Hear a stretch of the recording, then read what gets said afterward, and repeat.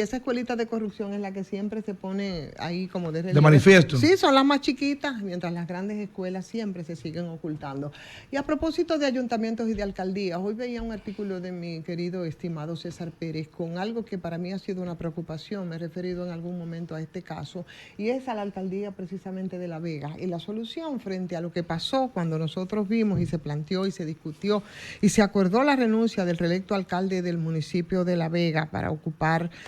un ministerio, en este caso el Ministerio de Deportes, referimos por supuesto a Kelvin Cruz. Parece que ninguno de los participantes en ese acuerdo tenía mucha conciencia de las implicaciones que esto podía tener y el riesgo político que eso podría implicar en ese hecho y cómo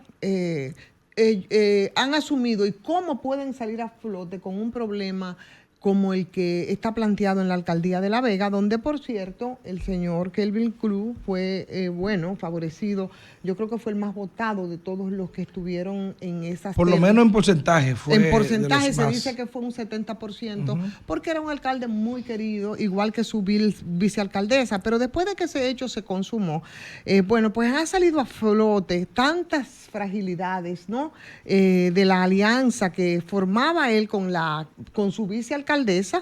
que era de otro partido, y más que eso, se han evidenciado muchos aspectos que son prácticamente inaceptables de esa debilidad institucional que también se ha reflejado en la alcaldía de La Vega en términos legales, y que parece que esas falencias de lo que adolece la municipalidad dominicana, que es la falta de claridad constitucional que pueda normar una eventual ausencia como la que se ha producido ahí de las máximas autoridades, bueno, pues la cantidad de propuestas que se han hecho alrededor del tema,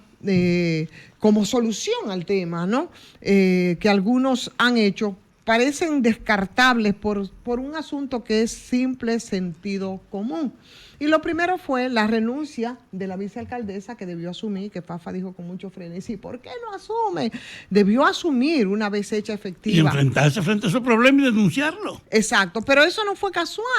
casual por las razones que aducía ella y después también dirigentes de su propio partido, en el sentido de que ese colectivo político al que ella pertenece, si bien su sucesión era legal, porque a la ausencia del alcalde tenía que asumir la vicealcaldesa, en este caso la alcaldesa de La Vega, carecía, parece, de ese músculo que se necesitaba para enfrentar entonces las fuerzas locales del partido del alcalde, que es el Partido Revolucionario Moderno, que estuvieron decididos, de hecho, desde siempre, para que ella fuera la que se supone la que debía de llenar esa falta, pero ella era vicealcaldesa aparentemente nominal, y hoy lo dice con mucha claridad César en su artículo de hoy, que yo suscribo totalmente, porque estaba sustentada y no era la primera vez que acompañaba al alcalde en una carrera municipal de esas que se dice sin cola que le pisen. Ivonne, a propósito justamente del tema que tú acabas de plantearle, es un chisme público tras bastidores de que la supuesta carrera por la alcaldía de La Vega, allá se habían enfrentado los candidatos presidenciales de quién obtenía esa alcaldía de La Vega. Bueno. Y supuestamente entonces que Yayo Sarlo Batón y su candidato habían sacado 24 votos y que David Collado había sacado solamente entonces 3 votos y que había sido derrotado. Pero al mismo tiempo entonces, Ivonne, vemos que en el día de hoy también se publicó una encuesta, no sé si tú has visto la encuesta, la encuesta de la famosa, o una de ellas, de Datos Madrid Global Consulting. En este caso parece que David Collado se ha quitado la información, Ivonne, y te concluyo con esto, y es que dice que en esa encuesta que David Collado tiene entonces un 35.57, que Wellington Arnoux tiene un 27.71 y que Carolina Mejía tiene un 12.20. Parece entonces que Yayo ganó en la votación interna, pero en las encuestas públicas aparentemente está ganando otra. Bueno, pues un poco viendo la situación de ahí de La Vega, parece que la vicealcaldesa no tenía la fuerza que necesitaba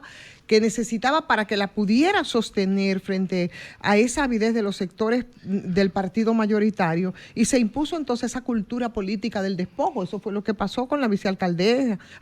de la falta de respeto a los pactos que se hacen y mucho más al tema de la institucionalidad, por los supuestos aliados que en este caso confluyeron, en el caso de La Vega, para optar por la alcaldía. Como se ve y se ha esgrimido, y nos hemos hecho todos expertos en estos días sobre el artículo 64 de la ley 176-07, ante la ausencia de esas dos autoridades, entonces el Consejo de Regidores es que recurre al presidente de la República para que pueda proceder a la designación conforme al procedimiento constitucional. Sin embargo, hay dos cosas. Lo primero es la ley que estaba en la anterior Constitución, que no ha sido derogada, pero que en la vigente, en su artículo 128, como nos decían algunos expertos consultados en este mismo espacio, habla de la forma en que el presidente designa los y las titulares de los organismos autónomos y descentralizados del Estado. Pero parece que el mandato de esa autoridad local pues procede del voto popular, y de ahí que la independencia de ese poder central, como se desprende también del artículo 209 de la Constitución, parece que es importante. Entonces, no establece ningún procedimiento que haga posible que el presidente pueda nombrar a alguien en un puesto de elección popular, que hace constitucionalmente, evidentemente, inviable la intervención según ese artículo del régimen municipal. Y esa circunstancia que algunos han planteado también dentro de todas las soluciones que se pueda realizar, celebración de nuevas elecciones, pero también eso es legalmente inviable. Las elecciones para elegir las autoridades no fueron ni legales, ni ilegales, ni tampoco fueron suspendidas, y solo si tuvieran esas condiciones podría justificarse que se hicieran otras elecciones, porque es que no existe un fundamento jurídico alguno que puedan sustentar, no existe ningún soporte legal para hacer unas elecciones nuevas, solo para cubrir entonces las referidas vacantes que quedó por las circunstancias que todos conocemos. Y si se fueran a hacer para elegir entonces a todas las autoridades, se estaría negando el ejercicio de un mandato a los regidores legítimamente investidos para tratar de buscar una solución a ese propósito. Por tanto, parece que la única instancia planteada en este caso posible para que pueda cubrir las ausencias de las dos máximas autoridades debe ser entonces el Consejo de Regidores, y solo ahí quizás pudiera salir una autoridad municipal que pueda llenar ese vacío que ha quedado en el caso de la Vega. O sea, el daño se hizo, evidentemente se hizo, pero ¿cómo es que vamos a hacer entonces para paliarlo? ¿Cuál es el marco del Consejo de Regidores? En este caso, no es a lo que debería echarse manos La Vega, evidentemente que después del comportamiento en las elecciones y después del porcentaje de estas autoridades, yo creo que se merece mejor suerte, y actualmente no que se le esté acogotando como se está haciendo en la actualidad.